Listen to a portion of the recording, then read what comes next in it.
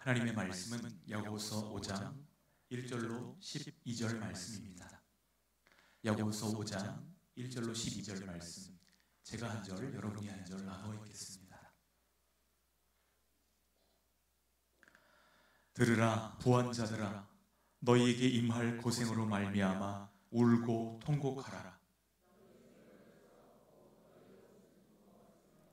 너희 금과 은은 녹이 슬었으니 이 녹이 너희에게 증거가 되며 불같이 너희 살을 먹으리라.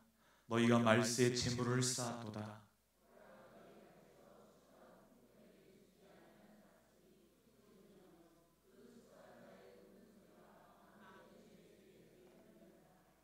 너희가 땅에서 사치하고 방종하여 살육의 날에 너희 마음을 살찌게 하였도다.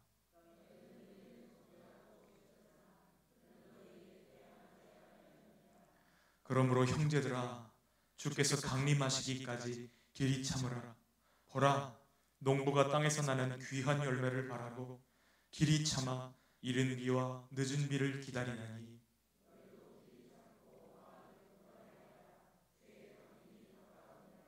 형제들아, 서로 원망하지 말라. 그리하여야 심판을 면하리라. 보라, 심판주가 문 밖에 서 계시니라.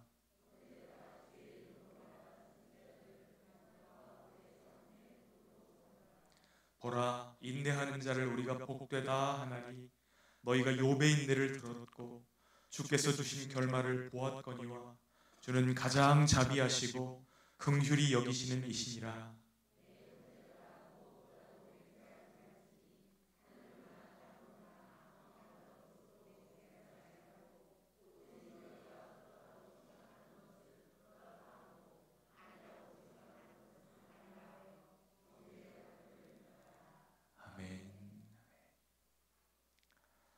하나님의 은혜 가운데 어제 사택 이사를 잘 마쳤습니다. 기도해 주시고 또 함께 힘을 모아주시고 도와주신 우리 성도 여러분들께 진심으로 감사를 드립니다. 인내의 절정은 예수님의 십자가입니다. 십자가를 바라보면 주님은 우리에게 힘을 주시고 오늘 우리가 만난 고난들을 뚫고 나아갈 수 있는 힘을 부어주시는 줄 믿습니다. 히브리서 11장을 보면 고난 속에서도 시험 속에서도 행함으로 하나님의 약속에 대한 믿음을 증명한 선진들의 이름이 기록되어져 있습니다. 그래서 믿음의 명예의 전당이라고도 부르잖아요. 히브리서 11장 그 선진들이 어떻게 주님을 섬기고 어떻게 믿음의 길을 걸어갔는지 히브리서 기자가 그들을 이렇게 평가합니다. 11장 13절로 16절 함께 읽겠습니다. 이 사람들은 다 믿음을 따라 죽었으며 약속을 받지 못하였으되 그것들을 멀리서 보고 환영하며 또 땅에서는 외국인과 나그네임을 증언하였으니 그들이 이같이 말하는 것은 자기들이 본향 찾는 자임을 나타내니라. 그들이 나온 바 본향을 생각하였더라면 돌아갈 기회가 있었으려니와 그들이 이제는 더 나은 본향을 사모하니 곧 하늘에 있는 것이라. 이러므로 하나님이 그들의 하나님이라 일컬음을 받으심을 부끄러워하지 아니하시고 그들을 위하여 한 성을 예비하셨느니라. 아멘. 우리 믿음의 선배들이 우리에게 이야기하는 것도 있습니다. 우리가 지금 걸어가고 있는 이 길, 이 십자가의 길이 정말 바로 걷는 길이야 라고 말씀하고 있는 것이죠. 이 길이 가장 옳은 길이고 이 길이 생명의 길이고 이 길이 가장 안전한 길이며 사실은 제일 지혜로운 길이라고 우리에게 말씀하고 있습니다. 그러면서 힘들어 지쳐있는 우리의 등을 토닥토닥 해주는 것이죠. 이제 야고보서의 결론 부분에 우리가 도달했습니다. 야고보 사도는 우리에게 주께서 강림하시기까지 길이 참으라 이렇게 말씀합니다. 1세기 당시에 예수님을 믿는다는 것은 그 자체가 핍박을 의미했습니다. 사진 한 장 보여드릴 텐데요. 이 카타콤의 지혜 묘지입니다. 예수님을 믿는다는 것, 예수님을 나의 주님으로 고백한다는 것은 로마의 황제를 나의 주님으로 고백할 수 없다는 뜻이기도 합니다. 수많은 사람들이 죽임을 당했습니다. 믿는다는 이유 하나만으로 순교를 당했던 사람이 얼마나 많은지 모릅니다. 그런데 이러한 시대를 살아가는 성도들의 고민이 있다면 이렇게 다가오는 시험과 고난 앞에서 과연 우리는 어떻게 살아야 될 것인가? 이 고민이 가장 큰 고민이었을 것입니다. 여러분도 같은 고민하고 계신가요?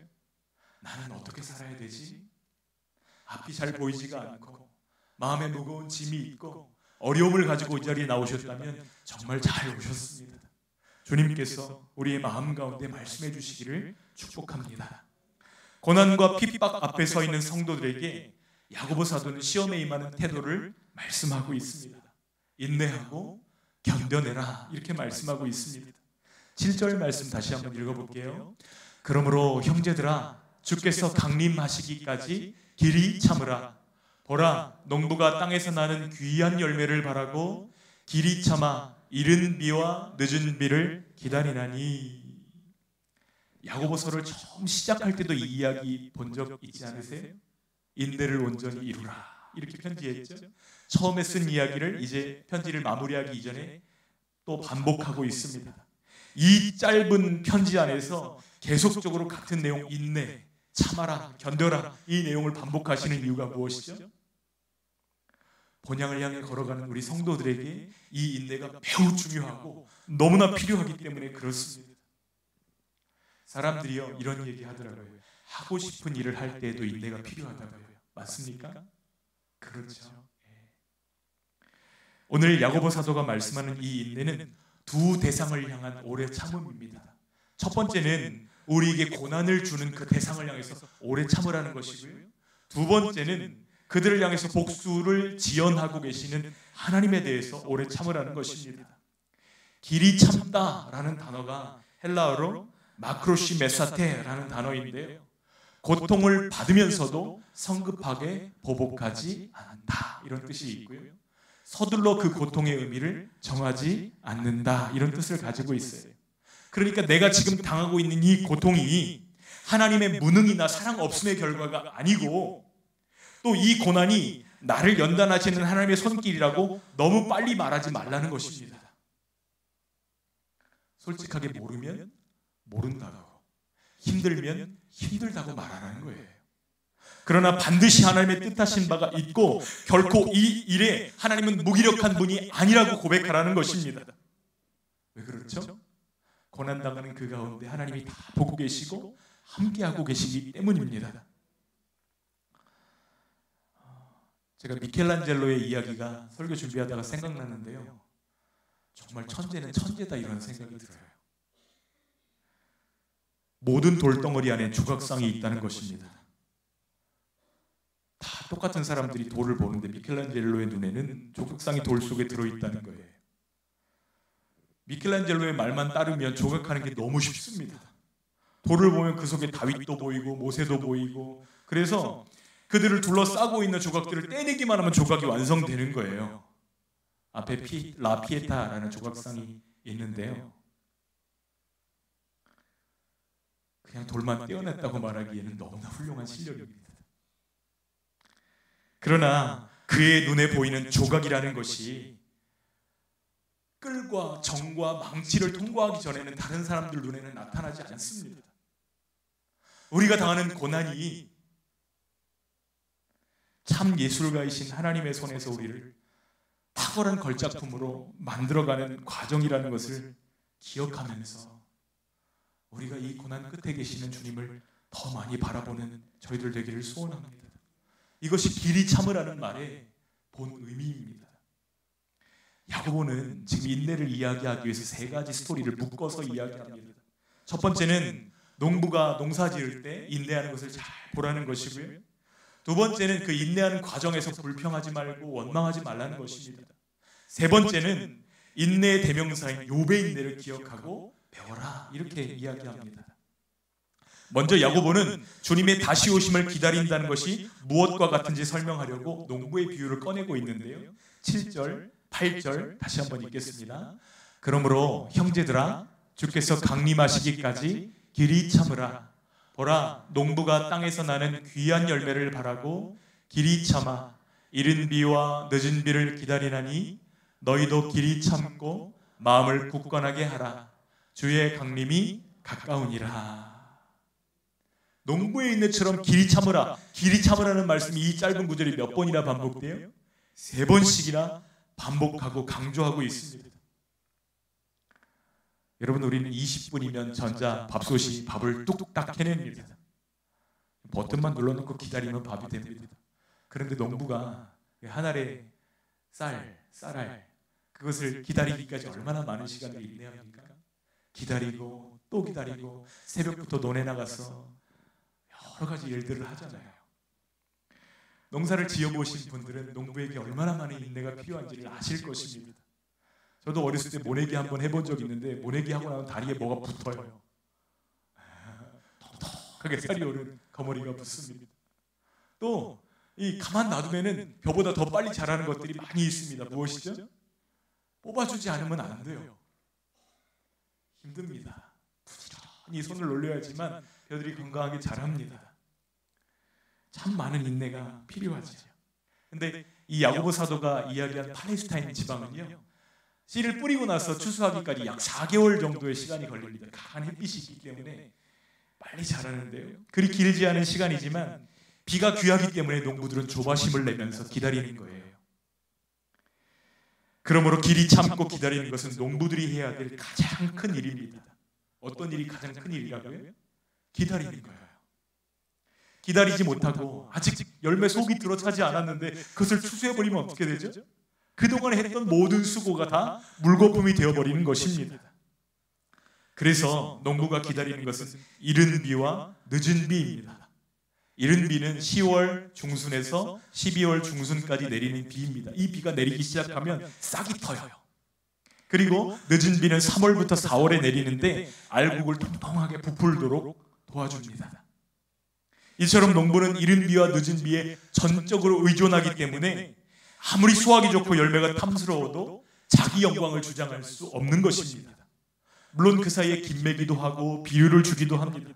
그러니까 길이 참는다는 것은 그냥 막연히 기다린다는 뜻이 아니고요, 그 기다림의 끝에 얻을 그 결실을 바라보면서 오늘을 부지런히 살아가는 것을 의미합니다. 룩 존슨이라고 하는 성경학자는 이 구절에 귀한 열매라는 표현이 성경 전체에서 야고보서 여기만 나오는 표현이다라는 걸 꼭 집어서 설명합니다. 그런데 이 귀한 열매가 보석, 왕관 가운데 박혀있는 그 보석이 있잖아요. 그것을 가리키는 표현과 똑같다는 거예요. 톤, 타미온, 카르폰이라는 이 단어인데요, 보석, 왕관 이런 데 쓰이는 단어와 똑같은 단어입니다. 그러니까 우리가 길이 참고 기다리고 인내하는 것은 시간 낭비가 아니고 헛수고가 아니라는 것이에요. 얼마나 값지고 가치 있는 일인지를 강조해서 보여주는 것입니다. 농부가 그 어려운 농사를 참고 기다리고 인내하는 것은 열매를 기대하는 그 마음 때문입니다. 그것 때문에 길이 참듯이 귀한 열매에 대한 소망이 우리로 더 잘 인내하고 오래 참을 수 있게 하는 것이라고 설명하는 거예요. 예수님의 강림, 그 소망으로 흐트러지기 쉬운 우리의 마음을 굳게 하시기를 축복합니다. 우리가 나태하지 않고 낙심하지 않고 길이 참으며 주님의 강림을 기다려야 되는 이유가 또 있습니다. 주님의 강림이 가까이 있기 때문이에요. 예수님의 재림의 날, 이 날에 대해서 베드로 사도는 약간 다른 뉘앙스의 이야기를 합니다. 우리 인간의 기대만큼 그날이 속히 오지 않는다 이야기예요. 그런데 이유가 있습니다. 우리 한번 베드로후서 3장 8절 9절도 읽겠습니다. 사랑하는 자들아, 주께는 하루가 1000년 같고 1000년이 하루 같다는 이 한 가지를 잊지 말라.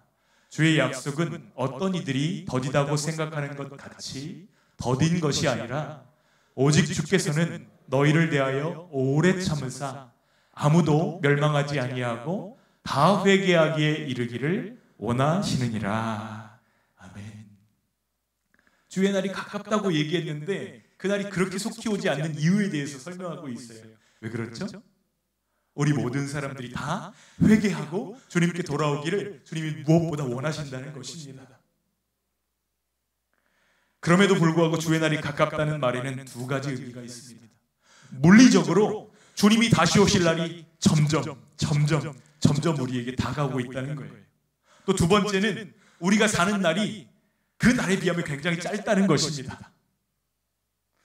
우리가 두렵고 떨림으로 주의 강림을 기다리는 사람이 아니라면 우리에게 가장 어려운 일들은 오래 참는 것과 기다리는 일이 될 것입니다. 그런데 우리가 주님의 강림을 기다리게 되면 우리에게 주어지는 축복이 있습니다. 다시 오실 주님을 기다릴 때 주어지는 가장 귀한 축복이 무엇이죠? 조금 어려운 문제인데요, 우리의 계획이 틀어지는 것입니다. 주님을 기다리는데 우리의 계획이 틀어져요. 내 뜻대로 안 됩니다. 사람들이 말을 안 들어주고요, 기도하던 일들이 이루어지지 않습니다. 외로워지고요, 아프고요, 쓸쓸해집니다. 그러면서 그 광야를 통해서 우리가 배우는 것이 있습니다. 이 세상 어디에도 우리가 영원토록 기댈 만한 곳은 없다. 우리가 돌아갈 본향이 있고 하나님을 바라봐야 된다는 사실을 배우게 되는 것이 축복 중에 축복인 것이죠. 테피스트리라고 하는 십자수 비슷한 작품이 있습니다. 그런데 뒷면을 보면 이게 도대체 무슨 그림인지 알 수가 없어요. 앞면을 보면 너무 예쁜 그림인데 뒷면을 봐서는 절대로 알 수가 없습니다. 근데 지금 당하는 고난이 이 테피스트리처럼 어떤 의미인지, 무엇 때문에 나에게 왔는지 우리는 알 수 없지만 이 일 가운데도 참 좋으신 하나님이 나와 함께 계신다.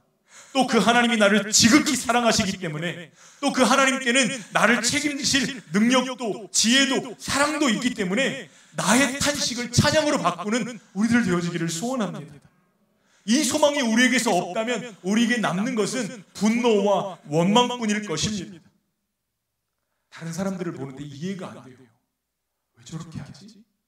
이 마음이 있으면 원망이 막 올라오잖아요. 그런데 주님을 바라보면서 그럴 수도 있지, 이렇게 이야기하면 우리는 참을 수 있습니다. 그 사람을 감당할 수 있습니다. 그런데 어떻게 저럴 수가 있지? 있을 수 없는 일이야.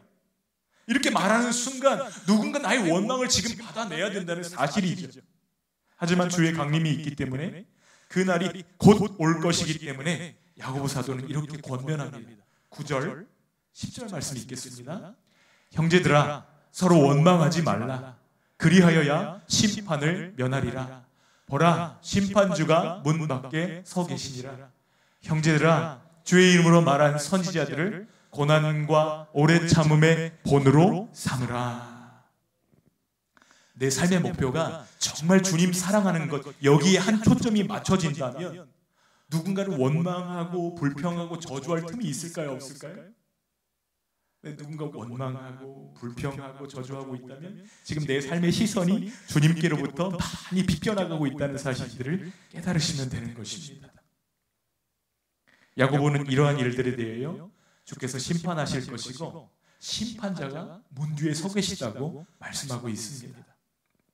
일전에 세례요한이 사두개인과 바리새인들을 향해서 이렇게 이야기했습니다. 이미 도끼가 나무 뿌리에 놓여져 있으니 좋은 열매를 맺지 아니하는 나무마다 찍혀 불에 던지우리라. 지금 심판이 얼마나 임박해 있는지 뿌리에 도끼가 놓여져 있다는 거예요. 그 다음엔 어떻게 해요? 들어서 치면 끝나는 것이죠. 여기서 임박성을 강조하고 있습니다.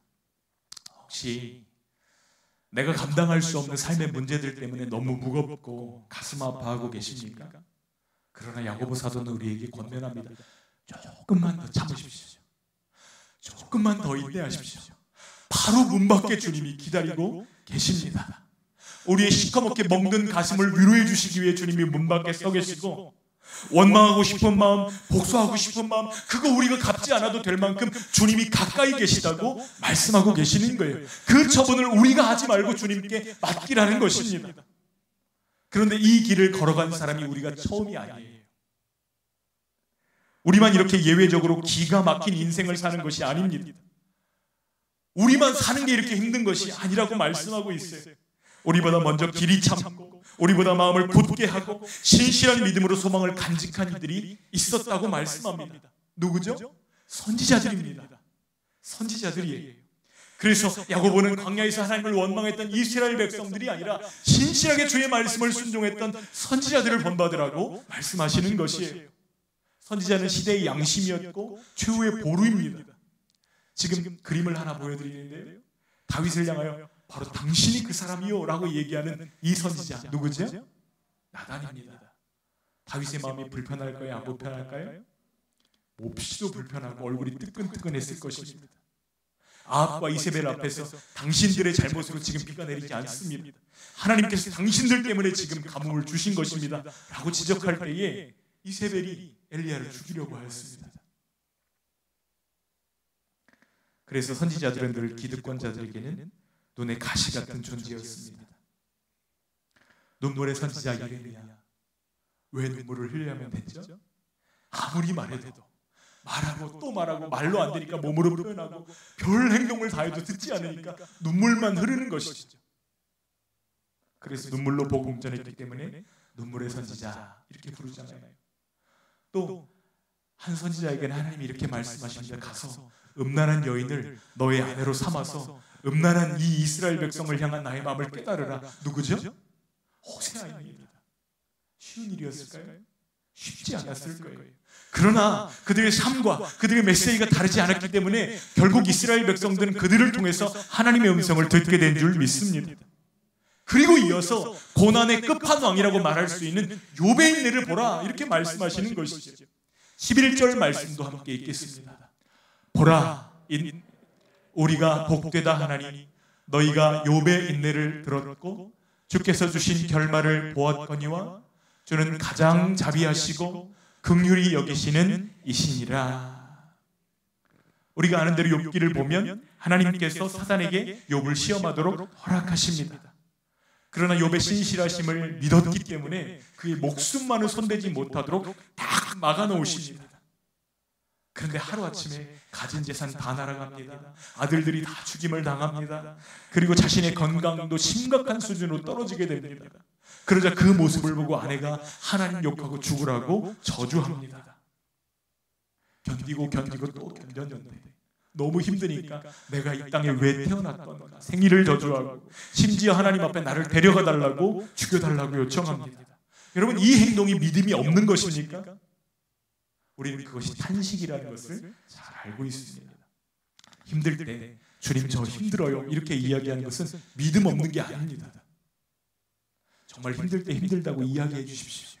함께 기도하고 함께 울 수 있는 동역자들이 우리 가운데 많이 있다는 것이 얼마나 감사한 일인지 모릅니다. 그러나 교회가 탄식의 언어를 잃어버리면 세상이 탄식하는 소리를 들을 수 없게 됩니다. 성도가 탄식의 언어를 잃어버리면 자기 안에서 올라오는 그 탄식의 소리를 듣지 못할 뿐만 아니라 그런 풍경을 보시면 탄식하는 성령님의 음성도 듣지 못하게 되는 것입니다. 욥은 하나님께 울부짖지만 하나님께 대한 신뢰만은 버리지 않았습니다. 더 정확히 말씀드리면 신뢰하기 때문에 하나님 앞에서 울부짖을 수 있었습니다. 하나님, 도대체 언제까지입니까? 울부짖는 욥의 손을 하나님이 결국 들어주시잖아요. 욥의 결말이 무엇입니까? 고난 후에 자녀들도 회복시켜 주시고 재산도 회복시켜 주시고 건강도 회복시켜 주시고 이전보다 10배나 더 풍성하게 만들어 주신 것을 우리는 알고 있습니다. 그러나 욥이 받은 궁극적인 복은 재물이나 자녀나 건강의 복이 아닙니다. 이전에는 하나님에 대해서 귀로 듣기만 했지만 이제는 나의 주님을 눈으로 배웁습니다. 하나님과의 관계가 이전과는 완전히 달라진 것입니다. 이것이 욥이 얻은 최고의 복인 줄 믿습니다. 야고보는 욥이 고난을 이길 수 있었던 이유를 이렇게 설명합니다. 12절 하반절 11절 하반절에 보니까 주께서 주신 결말을 보았거니와 주는 가장 자비하시고 긍휼히 여기시는 이시니라 이렇게 말씀합니다. 만일 욥에게 하나님의 자비와 긍휼이 없었다면 견딜 수 있었을까요? 감당할 수 있었을까요? 그렇게 하지 못했을 것입니다. 하나님은 우리가 시험당할 때 저 멀리서 구경하고 관망하시는 분이 아니십니다. 오히려 우리의 고통을 치유하시고 다가오셔서 돌봐주시는 분이 우리 하나님이십니다. 사탄이 제자들을 밀가부르 하려고 할 때 예수님이 그들을 위해서 어떻게 하셨죠? 기도하셨어요. 하나님, 사탄이 제자들을 밀가부르듯 하려고 합니다. 하나님이 지켜주십시오. 기도하셨잖아요. 우리 하나님도 시험 중에 있는 우리 고통을 돌아보시고 공감하시고 도와주시는 줄 믿습니다. 여러분, 예수님이 십자가에 달리셨을 때 하늘이 어떻게 되었죠? 어두워지고 빛을 잃고 그리고 성소의 휘장, 성소와 지성소를 가로막고 있던 휘장이 찢어지는데 방향이 중요합니다. 위로부터 아래로 찢어집니다. 그동안은 나아갈 수 없었던 그 길을 하나님이 예수님의 죽으심과 함께 열어주신 것입니다. 아들을 십자가에 홀로 있도록 매달아 놓고 멀리서 관망하시는 하나님이 아니라 함께 아파하시고 고통스러워하시고 찢으시는 하나님이 우리 하나님이심을 발견하기를 원합니다. 그분의 자비와 긍휼과 인내를 신뢰할 때에 우리에게도 믿음의 승리가 주어질 줄 믿습니다. 우리는 몰라요. 당장 내일, 다음 주에, 다음 달에, 내년에 어떤 일들이 일어날지 우리는 모릅니다. 그러나 하나님은 아세요. 영문도 모른 채 우리가 법원 출두 명령을 받을 수도 있습니다. 상사로부터 부당한 질책이나 느닷없는 해고를 당할 수도 있습니다. 사랑하는 사람이 떠나고 아이가 말을 듣지 않고 반항할 수도 있습니다. 이웃이 별 문제도 아닌 사소한 일을 가지고 시간을 질질 끌면서 우리를 괴롭게 할 수도 있습니다. 그러나 어떤 일이 닥치건 야고보 사도가 우리에게 알려준 그 비밀을 적용할 수만 있다면 우리는 그 고난을 이겨낼 수 있을 것입니다. 길이 참으십시오. 불평하지 말고 욥의 인내를 기억하며 마음을 굳게 먹으십시오. 이렇게 하실 때에 우리는 고난 중에 예수님을 더 깊이 만나고 하나님을 체험하게 될 줄 믿습니다.